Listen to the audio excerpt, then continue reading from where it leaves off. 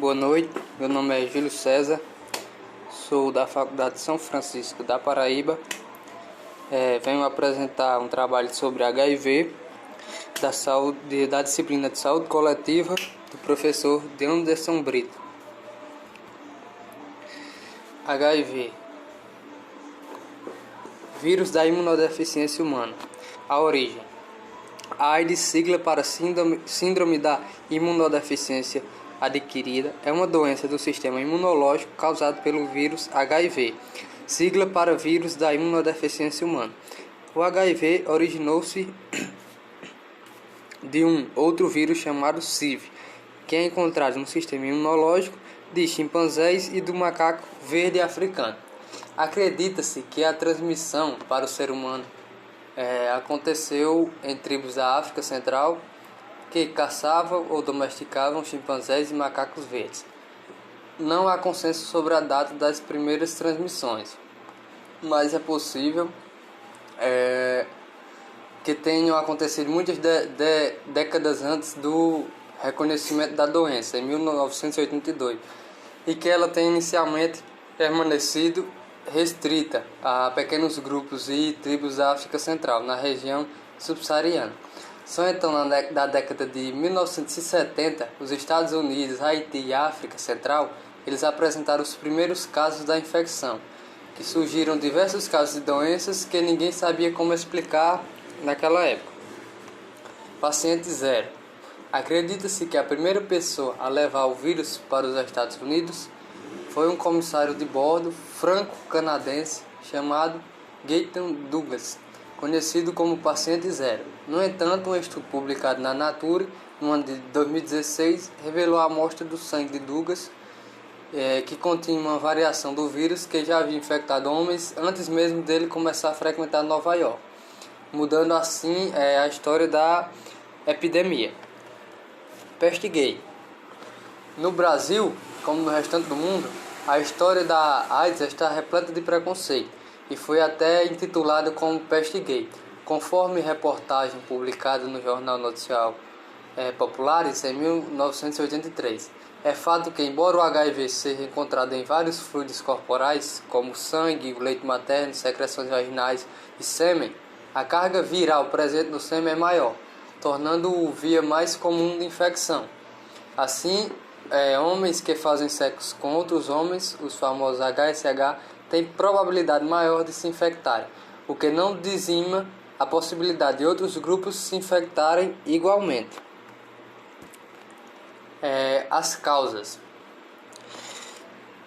que transmitem o HIV: sexo vaginal sem camisinha, sexo anal sem camisinha, sexo oral sem camisinha, uso de seringa por mais de uma pessoa, transfusão de sangue contaminado, da mãe infectada para seu filho durante a gravidez, no parto e na amamentação, e instrumentos que furam ou cortam que não são esterilizados.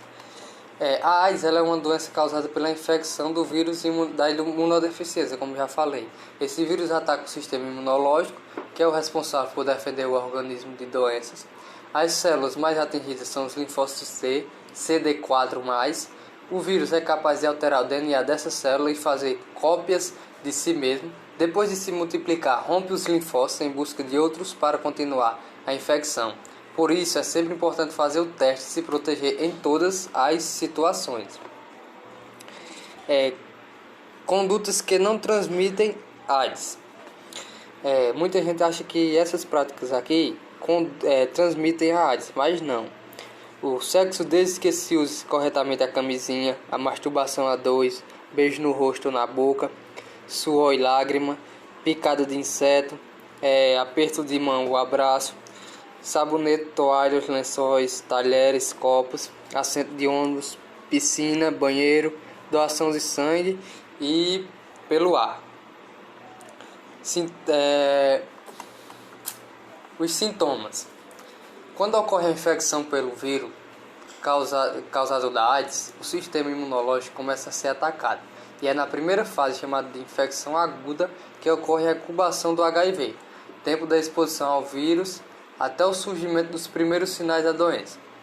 Esse período ele varia de 3 a 6 semanas e o organismo leva de 30 a 60 dias após a infecção para produzir anticorpos anti-HIV. Os primeiros sintomas são muito parecidos com os de uma gripe, como a febre, mal-estar, fadiga leve e aqui, sintomas semelhantes ao de uma gripe ou resfriado.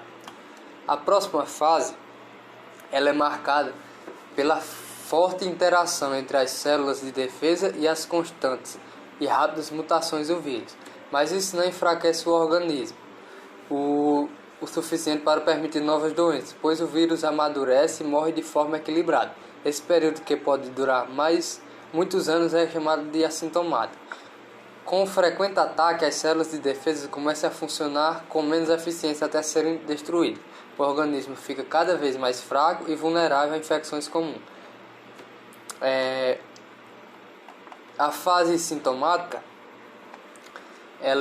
inicial é caracterizada pela falta de redução dos linfócitos T, o CD4+, glóbulos brancos do sistema imunológico, que chegam a ficar abaixo de 200 unidades por milímetro cúbico de sangue. Em adultos saudáveis, esse valor varia de 800 a 1.200 unidades. Os sintomas mais comuns nessa fase são febre, diarreia, falta de ar, suores noturnos, cansaço persistente, perda de peso não intencional. A baixa imunidade permite o aparecimento de doenças oportunistas, que recebem som por se aproveitarem da fraqueza do organismo. Com isso, atinge-se o estágio mais avançado da doença, a AIDS. Quem chega a essa fase, por não saber da sua infecção ou não seguir o tratamento indicado pela equipe de saúde, pode sofrer de hepatites virais, pneumonia, tuberculose, toxoplasmose, alguns tipos de câncer como sarcoma, o linfoma e câncer de colo de útero. Sempre que praticar o sexo sem camisinha ou passar por alguma outra situação de risco, é bom procurar uma unidade de saúde imediatamente, informar sobre a profilaxia pós-exposição e fazer o teste de HIV. Tratamento. Os medicamentos antirretrovirais, o ARV, surgiram na década de 1980 para impedir a multiplicação do HIV no organismo. Esses medicamentos ajudam a evitar o enfraquecimento do sistema imunológico, por isso, o uso regular do ARV é fundamental para aumentar o tempo e a quantidade de vida das pessoas que vivem com HIV e reduzir o número de internações e infecções por doenças oportunistas. Desde 1996, o Brasil distribui gratuitamente os ARV a todas as pessoas vivendo com HIV que necessitam de tratamento. Atualmente, existem 22 medicamentos em 38 apresentações farmacêuticas. Aqui tem 20 e aqui tem mais 18. As prevenções. A melhor técnica de evitar AIDS e HIV é a prevenção combinada, que consiste no uso simultâneo de diferentes abordagens de prevenção, aplicadas em diversos níveis para responder a necessidades específicas de determinados segmentos populacionais e de determinadas formas de transmissão do HIV. Para evitar a transmissão da AIDS, recomenda-se o uso de preservativo durante as relações sexuais, a utilização de seringas e agulhas descartáveis e o uso de luvas para para manipular feridas e líquidos corporais, bem como testar previamente sangue e hemoderivados para transfusão. Além disso, as mães infectadas pelo vírus HIV positivos devem usar antirretrovirais durante a gestação para prevenir a transmissão vertical e evitar amamentar seus filhos. Existem 3 formas de prevenções, que são intervenções biomédica, intervenção comportamental e intervenção estrutural.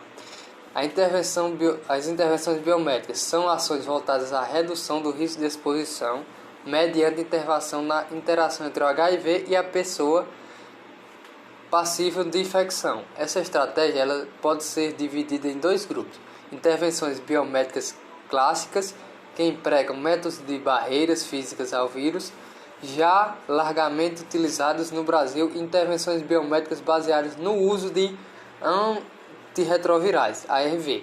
Como exemplo do primeiro grupo, tem-se a distribuição de preservativos masculinos e femininos e de gel lubrificante. Os exemplos do segundo grupo incluem o tratamento para todas as pessoas, TTP, a profilaxia pós-exposição, PEP, e a profilaxia pré-exposição, PREP. As intervenções comportamentais são ações que contribuem para o aumento da informação e da percepção do risco de exposição ao HIV e para sua consequente redução, mediante incentivos a mudanças de comportamento da pessoa e da comunidade ou grupo social em que ela está inserida. Como exemplo, pode ser citado incentivo ao uso de preservativo masculino e feminino, aconselhamento sobre HIV, AIDS e outras IST, incentivo à testagem, adesão às intervenções biomédicas vinculadas e retenção nos serviços de saúde, redução de danos para as pessoas que usam álcool e outras drogas e estratégias de comunicação e educação entre pares. Intervenções estruturais são ações voltadas aos fatores e condições socioculturais que influenciam diretamente a vulnerabilidade de indivíduos ou grupos sociais específicos ao HIV, envolvendo preconceito, estigma, discriminação ou qualquer outra forma de alienação nos direitos e garantias fundamentais à dignidade humana. Podemos enumerar alguns exemplos, como ações de enfrentamento ao racismo, sexismo, LGBTfobia e demais preconceitos, promoção e defesa dos direitos humanos, campanhas educativas e de conscientização, como formas de subsidiar profissionais, trabalhadores e gestores de saúde para o planejamento e implementação das ações de prevenção combinada.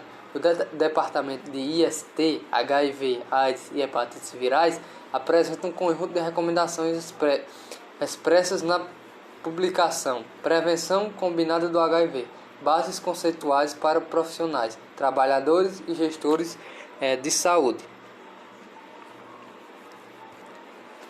Direitos dos portadores de HIV. Pela Constituição brasileira, as pessoas vivendo com HIV, assim como todo e qualquer cidadão brasileiro, têm obrigações e direitos garantidos. Entre eles estão a dignidade humana e o acesso à saúde pública, e por isso são amparadas pela lei. O Brasil possui legislação específica quanto aos grupos mais vulneráveis ao preconceito e à discriminação, como homossexuais, mulheres, negros, crianças, idosos, portadores de doenças crônicas, infecciosas e de deficiência. Os fanáticos eles diziam que a AIDS havia sido criada por uma força divina para acabar com os gays e depois com os afrodescendentes, grupos nos quais os primeiros casos de AIDS foram registrados. Vale lembrar que esses dois grupos já eram discriminados naquela época, o que explica a postura preconceituosa adotada. Infelizmente, esses preconceitos ainda persistem nos dias atuais. Mesmo com todo o esclarecimento acerca da doença, criando uma barreira entre populações chaves para essa pandemia e a testagem e serviços de tratamento. A AIDS mata e, assim como o preconceito, segue infelizmente presente com força na nossa sociedade. Precisamos combater tanto a doença quanto a discriminação por meio do conhecimento e da prevenção. A luta contra a AIDS ela é necessária e de responsabilidade de todos nós. O dia 1º de dezembro deve ser todo dia. Por fim, esse é meu trabalho. Aqui estão as referências. Muito obrigado e uma boa noite.